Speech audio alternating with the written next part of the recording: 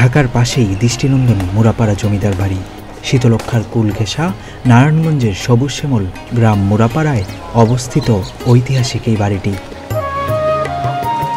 একসময়ের জমিদার বাড়িটি এখন শিক্ষা প্রতিষ্ঠান। বর্তমানে এটি সরকারি মুরাপাড়া বিশ্ববিদ্যালয় কলেজ নামে পরিচিত। সকাল থেকে রাত পর্যন্ত পর্যটক ও দর্শনার্থীদের পদচারণায় মুখর থাকে। ঢাকা থেকে মাত্র 30 মিনিটের পথেই যাওয়া যায় এই জমিদার বাড়িতে। এর অসাধারণ স্থাপত্য শৈলী ভ্রমণ পিপাসুদের আকর্ষণ করছে। দেশের বিভিন্ন প্রান্ত থেকে এটি দেখতে ছুটে আসেন মানুষ। এলাকাবাসী জানান, রামরতন ব্যানার্জি ছিলেন নাটোরের রাজার এক বিশ্বস্ত কর্মচারী। তার সততার পুরস্কার হিসেবে তিনি মুরাপাড়া এলাকায় বেশ কিছু জায়গির লাভ করেন। 1889 সালে রামরতন ব্যানার্জি এখানে জমিদারি প্রতিষ্ঠা করেন।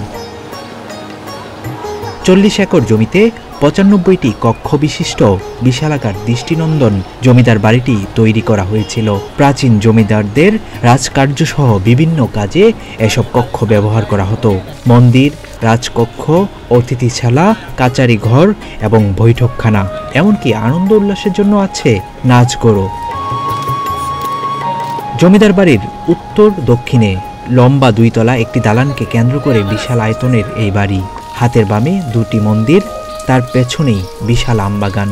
প্রান্তর পেরিয়ে গেলে বাঁধানো 4টি ঘাট বিশিষ্ট একটি পুকুর। বাড়ির মূল ভবনের পেছনে পাকা মেঝের একটি উঠান। উঠানের চারপাশে দ্বিতল দালান বেষ্টিত। উত্তর পাশেরটি অন্দরমহলের মন্দির।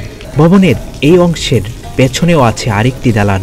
এদিকে বাড়িটির সামনে পেছনে ঘাট বাঁধানো পুকুর জমিদার বাড়ির পরিবেশকে করেছে আরও সুন্দর।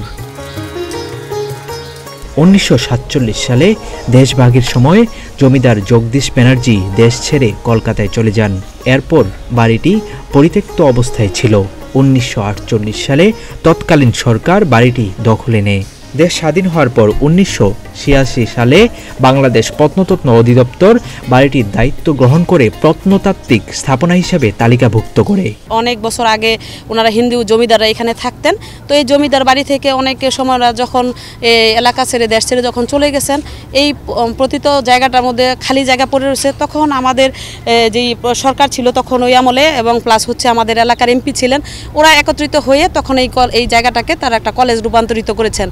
আর এই কলেজের মাধ্যমেই কিন্তু আমাদের এলাকা কলেজটা করে দেন। আমাদের শিক্ষার হার কিন্তু আমাদের রূপগঞ্জে খুব কম ছিল। এই কলেজটা হওয়াতে আগে তো ঢাকা শহর যাইতে হইতো অনেক কষ্ট করে, অনেকে সম্ভব ছিল না লেখাপড়া করার জন্য। আমাদের এই কলেজটা করে দেওয়ার জন্য খুব উপকৃত হয়েছে এই রূপগঞ্জের মানুষের জন্য।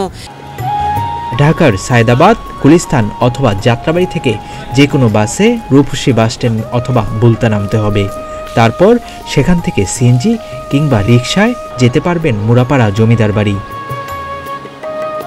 আবু বকর রায়হান, প্রতিদিনের বাংলাদেশ।